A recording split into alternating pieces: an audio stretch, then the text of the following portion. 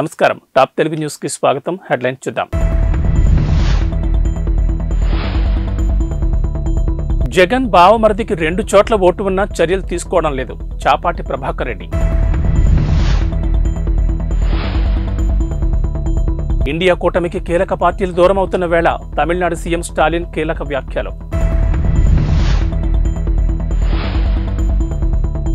నేడు భీమిలి సిద్ధం సభతో ఎన్నికల శంఖారావాన్ని పూరించనున్న జగన్ మేనమామ ఎమ్మెల్యే రవీంద్రనాథ్ రెడ్డి కుమారుడు నరేన్ రామాంజల్ రెడ్డికి 2 చోట్ల ఓటు హక్కు ఉందని తెలుగు యువత కడప జిల్లా అధ్యక్షుడు చాపాటి ప్రభాకర్ రెడ్డి తెలిపారు. కమలాపురంలో నిర్వహించిన మీడియా సమావేశంలో ఆయన మాట్లాడుతూ రామాంజల్ రెడ్డికి కమలాపురంలోని 29వ కేంద్రంలో వరుస సంఖ్య 35 RCR 13766880 నెంబర్తో 1 ఓటు, చెన్నూరులోని 71వ కేంద్రంలో వరుస సంఖ్య 795 RCR 141110 నెంబర్తో మరో ఓటు ఉందని తెలిపారు. దీనిపై వీఆర్ఓ, తహసీల్దార్, జీఎల్ఓలకు ఫిర్యాదు చేసినా తొలగించలేదని ప్రభాకర్ రెడ్డి మండిపడ్డారు. ఈ విషయాన్ని ఎన్నికల సంఘం దృష్టికి తీసుకెళ్తామని చెప్పారు. మరోవైపు రామాంజల్ రెడ్డి సీకే దిన్నే జడ్పీటీసీ సభ్యుడిగా ఉన్నారు. విపక్షాల ఇండియా కూటమికి ఇప్పటికే తృణమూల్ కాంగ్రెస్, ఆప్ పార్టీలు దూరం అవ్వగా బీహార్ సీఎం నితీష్ కుమార్ సారథ్యంలోని జేడీయూ కూడా గుడ్ బై చెప్పనుందని ఊహాగానాలు వెలువడుతున్నాయి. మిత్రపక్షాల మధ్య విభేదాలు పెరిగిపోతున్న నేపథ్యంలో ఇండియా కూటమికి చెందిన డీఎంకే పార్టీ అధినేత తమిళనాడు ముఖ్యమంత్రి ఎంకే స్టాలిన్ ఆసక్తికరమైన వ్యాఖ్యలు చేశారు. బీజేపీ వ్యతిరేక ఓట్లు చేలిపోకుండా ఐక్యంగా ఉండాలని కూటమి నాయకులను స్టాలిన్ కోరారు. 2024 లోక్సభ ఎన్నికల్లో బీజేపీని మళ్లీ అధికారంలోకి రానివ్వకూడదన్న లక్ష్యంతో అన్ని పార్టీలు కలిసి పనిచేయాలన్నారు. ప్రతి ఒక్కరికి ఒకే ఒక లక్ష్యం ఉండాలి. బీజేపీని తిరిగి అధికారంలోకి రానివ్వకూడదు. బీజేపీ వ్యతిరేక ఓట్లు చేరిపోకూడదు. బీజేపీ తిరిగి అధికారంలోకి వస్తే దేశంలో ప్రజాస్వామ్యం, ఫెడరలిజం ఉండవు అని స్టాలిన్ వ్యాఖ్యానించారు. ఈ మేరకు శుక్రవారం తిరుచిరాపల్లిలో జరిగిన ఓ కార్యక్రమంలో ఆయన మాట్లాడారు. కాగా ఇండియా కూటమిలో అయోమయ పరిస్థితి నెలకొంది. పశ్చిమ బెంగాల్ ముఖ్యమంత్రి మమతా బెనర్జీ రాబోయే సార్వత్రిక ఎన్నికల్లో రాష్ట్రంలో ఒంటరిగా పోటీ చేస్తామని ప్రకటించడంతో కూటమికి పెద్ద ఎదురుదెబ్బగా మారింది. సీట్ల పంపకాలపై కాంగ్రెస్, టీఎంసీల మధ్య మాటల యుద్ధం నేపథ్యంలో ఆమె ఈ నిర్ణయం తీసుకున్నారు. ఇక మమతా బెనర్జీ ప్రకటన చేసిన రోజునే పంజాబ్, హర్యానాలోని అన్ని స్థానాల్లో ఒంటరిగా పోటీ చేస్తామని ఆమ్ ఆద్మీ పార్టీ కూడా ప్రకటించింది. దీంతో కాంగ్రెస్ పార్టీకి గట్టి షాక్ ఇచ్చినట్లయింది. మరోవైపు నితీష్ కుమార్ విషయంలో అనిశ్చితి నెలకొంది. త్వరలో ఎన్డీఏ గూటికి చేరబోతున్నారని జాతీయ మీడియా రిపోర్టులు పేర్కొంటున్నాయి. దీనిపై 1-2 రోజుల్లోనే స్పష్టత వచ్చే అవకాశం ఉంది.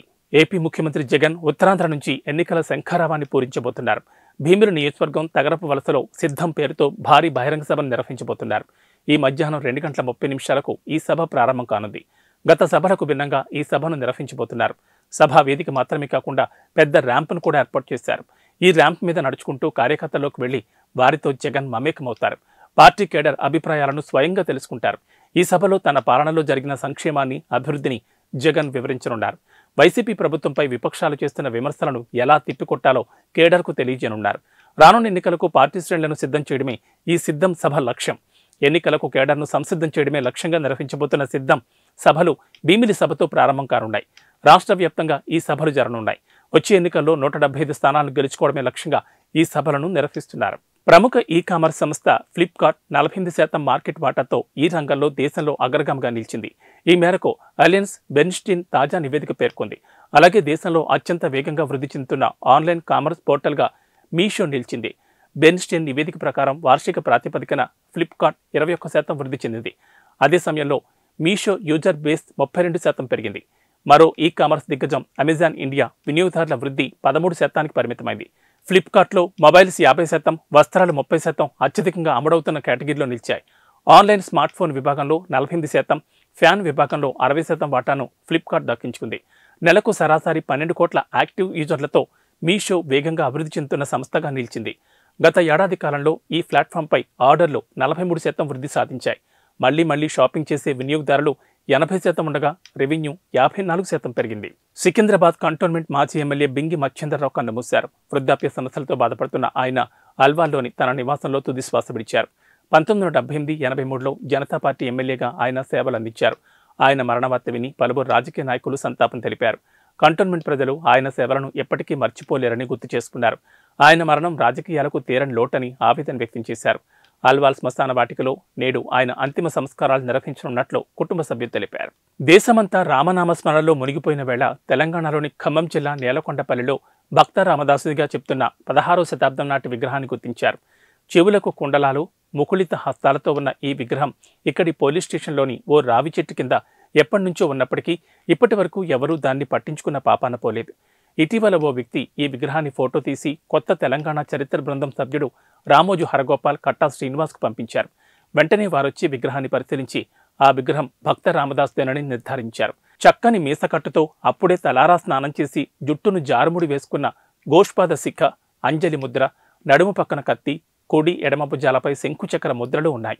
అయితే ఈ శిల్పంలో రాజోచిత ఆహార్యం లేకపోవడంతో అది అక్కన్నది కానీ మాదన్నది కానీ అయ్యే అవకాశమే లేదని వారి మేనలుడు కంచర్ల గోపన్నదేనని స్పష్టంగా చెబుతున్నారు. నిన్న ఈ విగ్రహాన్ని రామదాసు ధ్యాన మందిరానికి తరలించి రామదాసు 10వ తరం వారసుడైన కంచర్ల శ్రీనివాసరావు సమక్షంలో క్షీరాభిషేకం, ప్రత్యేక పూజలు చేశారు. అమెరికా అధ్యక్ష ఎన్నికలకు ముందు మాజీ ప్రెసిడెంట్ డొనాల్డ్ ట్రంప్కు గట్టి షాక్ తగిలింది. పరువు నష్టం కేసులో జీన్ కారోల్ అనే ప్రముఖ జర్నలిస్ట్, మాజీ అడ్వైజ్ కాలమిస్టుకు $83 మిలియన్ పరిహారం చెల్లించాలని కోర్టు ఆదేశించింది. ఈ మేరకు న్యూయార్క్ సిటీ కోర్టు జ్యూరీ శుక్రవారం తీర్పునిచ్చింది. తనపై అత్యాచారాన్ని తిరస్కరించడం ద్వారా ట్రంప్ తన విశ్వసనీయతను దెబ్బతీశాడని, తన ప్రతిష్టకు భంగం కలిగించారని జీన్ కారోల్ కోర్టులో పరువు నష్టం దావా వేశారు. 1990లో మాన్హట్టన్లోని ఒక అత్యున్నత విభాగం స్టోర్లోని డ్రెస్సింగ్ రూమ్లో ట్రంప్ తనపై అత్యాచారం చేశారని Carroll what do we need man for a modest proposal అనే పుస్తకంలో రాసుకున్నారు. దీన్ని జూన్ 2019లో న్యూయార్క్ మ్యాగజైన్ ప్రచురించింది. అయితే ఇదంతా అసత్య ప్రచారమని, అత్యాచారం అవాస్తవమని ట్రంప్ ఖండించారు. రాజకీయ దురుద్దేశంతోనూ ఇలా చేశారని, కారోల్ ఒక అబద్ధాల కోరని ట్రంప్ విరుచుకుపడ్డారు. అసలు ఆమెను తాను ఎప్పుడూ కలవలేదని కూడా ఆయన ఖండించారు. అవును, నీళ్లు కాదు, 2 లీటర్ల నువ్వుల నూనెను ఓ మహిళ క్షణాల్లో తాగేసింది.